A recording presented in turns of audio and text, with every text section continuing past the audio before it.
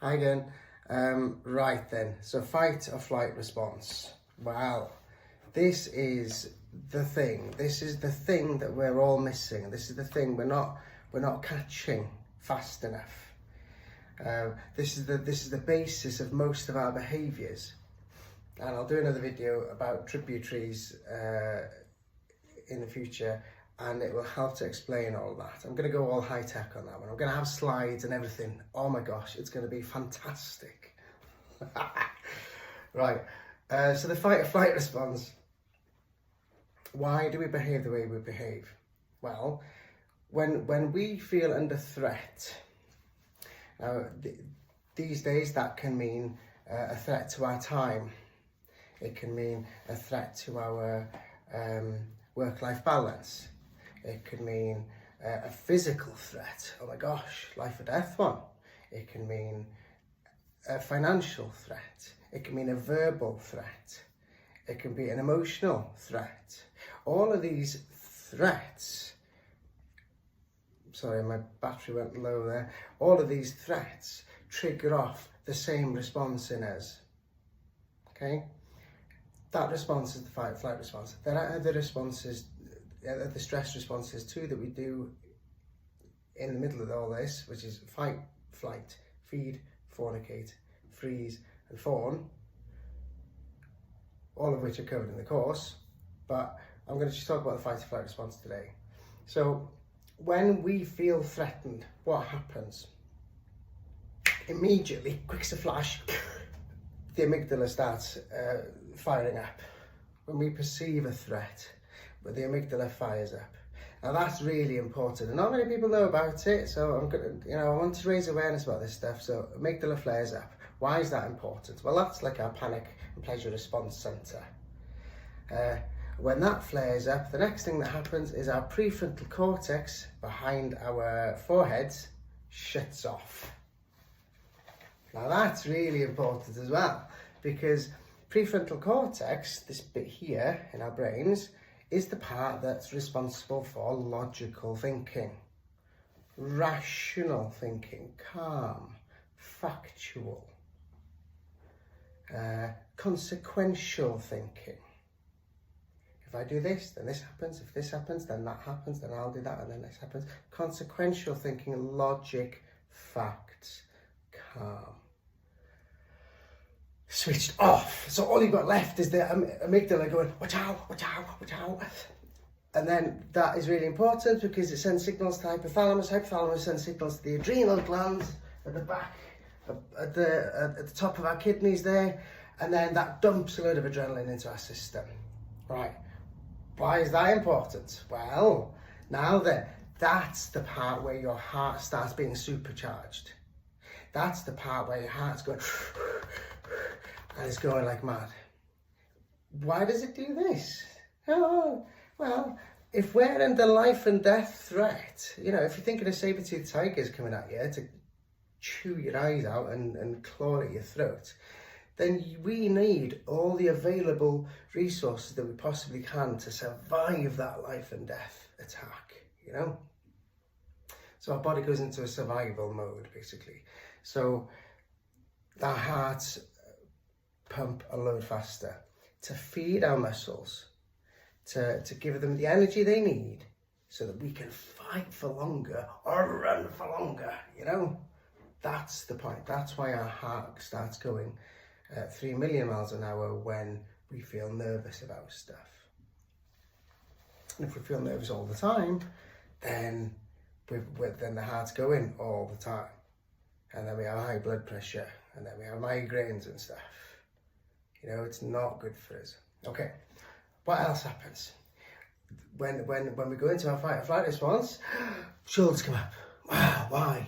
Well, because the last thing you want to be doing in a fight or in a life or death situation is just leaving your throat exposed for claws to come and claw it out, because it's a really lovely, fleshy, terrible bit of your body that's really quite, it's weak. That's a strong part of your body. The rest of your body, the rest of your organs are covered in bone. Well, this isn't. It's a really easily tearable bit. So our shoulders come up and our chins come down. Why? Well, you get a claw there, you're dead. You get a claw there, it's gonna hurt. There, it's gonna hurt, but you're not gonna die off that. So our shoulders automatically go up. It's a protective, self-protection mechanism that we have developed since we were cavemen and women, basically, and probably before then. You know, monkeys hopping about in trees and whatever. Right. So what else happens? Oh yeah, so we end up having neck ache, back ache all the time. Shooting pains and stuff, because you're always holding yourself tense, knots in your shoulders. These types of things. Right, what else happens?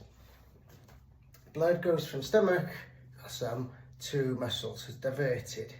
So the sympathetic nervous system is involved in survival. That's all it's concerned with. So our sympathetic nervous system diverts blood from stomach, because you're not thinking about eating a Mars bar when you're being attacked there.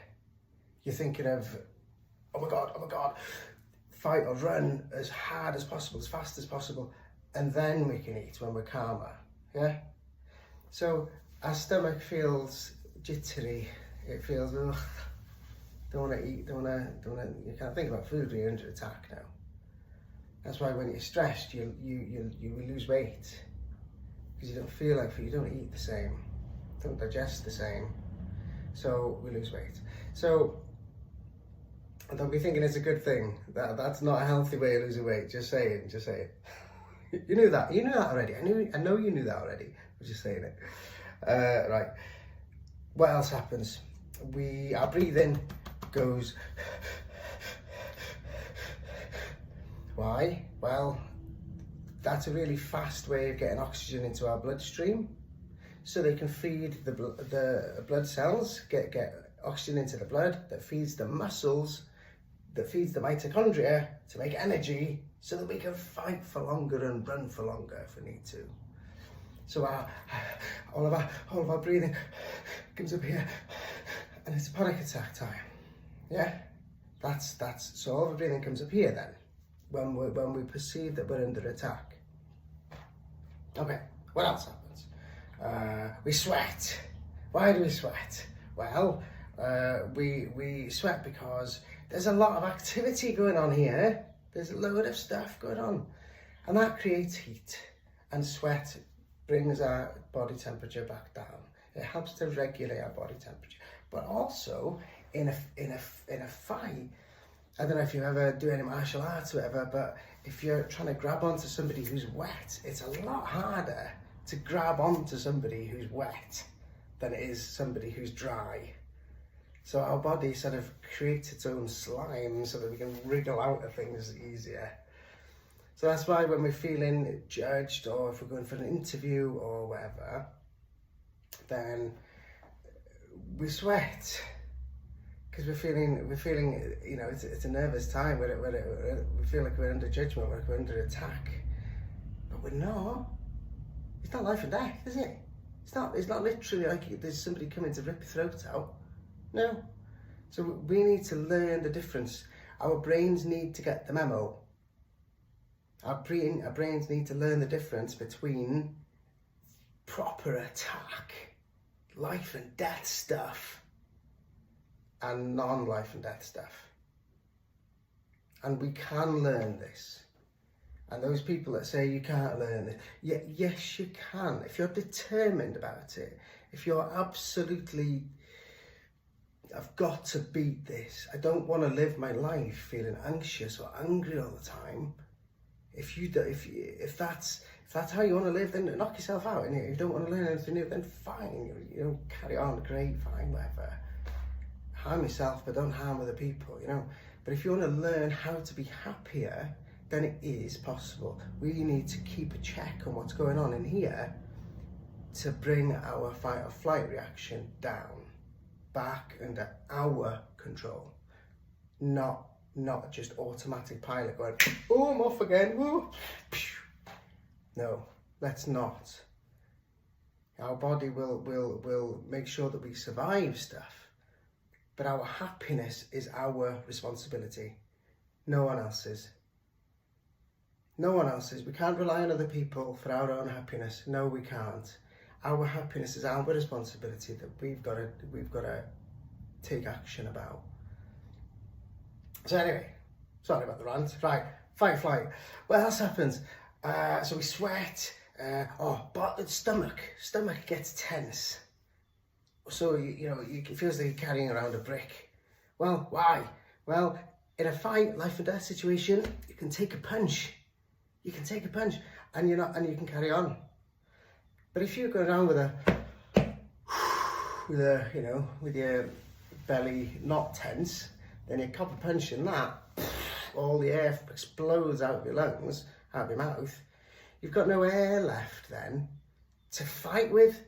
You've got no air left to run with. So our bodies, when we feel under threat, immediately goes tense. Because you can take a punch in that, and that's okay. And you can carry on. What else happens?